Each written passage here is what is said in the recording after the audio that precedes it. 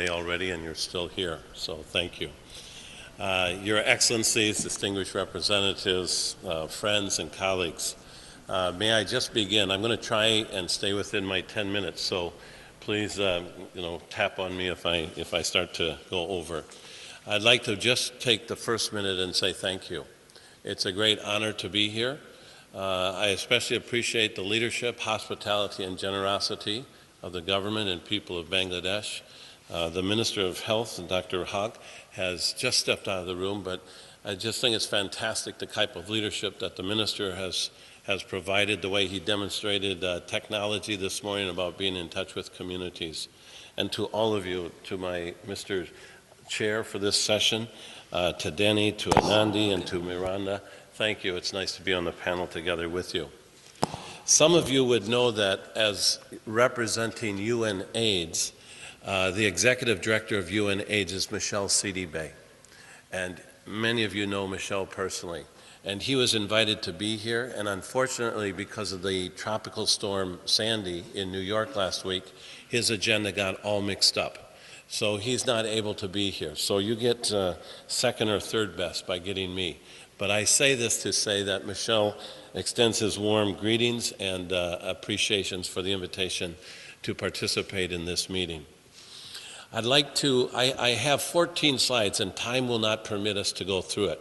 So I'm just going to show a couple of slides, and then knowing that if you want this presentation, you can access it. First of all, could I just tell you a little story? As you know, in 1994, Dr. Nafis Sadik led the process. Of course, it was led by member states, but the woman behind the scene was this amazing woman, Dr. Nafis Sadik from Pakistan. And she is today a wonderful storyteller, as she was then. And up until very recently, she was the Secretary General Special Envoy on AIDS, on HIV and AIDS. And recently, in June of this year, I was traveling with Nafis in Myanmar. And I was talking with Nafis in the car as we were driving to the capital, the new capital. And I asked Nafis, I said, Nafis, when you look back at 1994 in Cairo, do you have any regrets? You've talked about all these amazing things that happened and how it unfolded. And she said, oh yes. She said, I have one big regret. And she said, because in 1994 in Cairo, we left out HIV. And she said there were reasons for that, but she said at that time we already had evidence to show that HIV/AIDS was going to be a major sexual and reproductive health concern. But we walked by it. We missed the boat. Now in ICPD +5, she said we came back and picked up HIV. But she said if there was one thing I wish I could have changed in Cairo, was that I wish I had shown greater leadership on moving forward the agenda on HIV. I mention that because, first of all, I think we all know, love, and appreciate Nafis, and what a remarkable woman she continues to be. But I would say this. When I look at the world today, I think increasingly what we see are individuals and communities who are increasingly either unhappy or disillusioned or feel disenfranchised from systems that are there to represent their needs. What do I mean by that? I think you see this in disillusionment with government, that prime ministers and presidents oftentimes overpromise and underdeliver.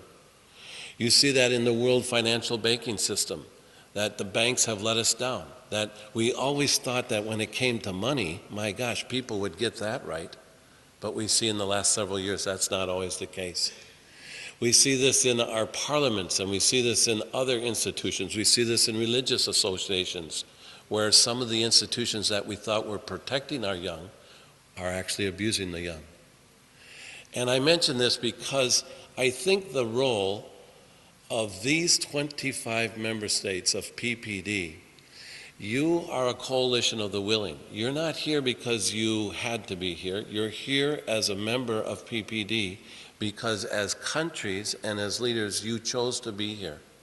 And I think that that gives you a unique opportunity and responsibility to lead the world on some of these difficult issues. When you look at the General Assembly and its inability or particularly the UN Security Council, to make real decisions on peace and security, people feel let down. They see something going on in Syria. They see the Arab Spring. They see issues that the Security Council itself seems to be fractured on. But here we have 25 member states that if we come together, we can create a coalition of committed individuals that can really move forward the global agenda. Now, in this slide that you have in front of you, you can see that the member states of the UN, your countries, and in oftentimes your leadership, and the leadership of your head of government, have demonstrated in the MDGs in 2000, the UNGAS in 2001, Universal Access Call in 2006, and last year at a high-level meeting in New York, the call for real aggressive targets when it comes to HIV. I want to now talk a little bit about, well, how well are we meeting those targets? And on my apologies, I felt like I could have done this globally, but I thought it might be better in my role as the Regional Director for Asia Pacific to show where we are in Asia. But we have the same kind of data for other regions of the world. If you just take a look at 2015, if you look at the x-axis, and you can see the target in green, that we should have 180,000 new infections taking place annually, which would be down 50% from what we had last year. But what we can say right now is that if we keep doing the same thing, we will not reach the 2015 targets on new infections. We can keep doing the same thing. It's overall an impressive decline in Asia. Overall, the trend line is going down. But if we keep doing what we're doing, we won't have the impact that member states have committed to its people and to the citizens of the world. We can also see that in this region, again, if we keep doing what we're doing, we will continue to make progress, but we will not reach 2015 goals. In fact, if we keep doing what we're doing in Asia and the Pacific, we will fall short by 500,000 people. And put in a different way, that means 500,000 people will die who don't need to die. What do we have to do? Universal access. In fact, what many people experience are universal obstacles through laws, policies, and practices by governments at national, state, provincial, or local. Reproductive and sexual health for people who buy and sell sex. What about the right to life and the right to health for people who inject drugs?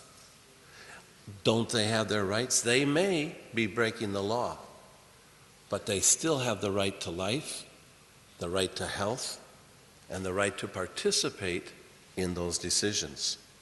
Here you see some of the infection rates among men who have sex with men, infection rates among sex workers, that's the green, and then on the far right, infection rates among people who use drugs.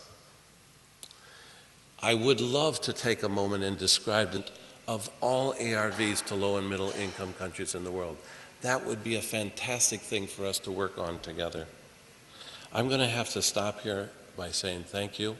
I wish you continued success and partnership on sexual and reproductive health, which must include a commitment to not just married couples in the context of family life, but to every human being, regardless of what situation they're in and their sexual orientation and whether or not they're within or outside the law. Thank you so much.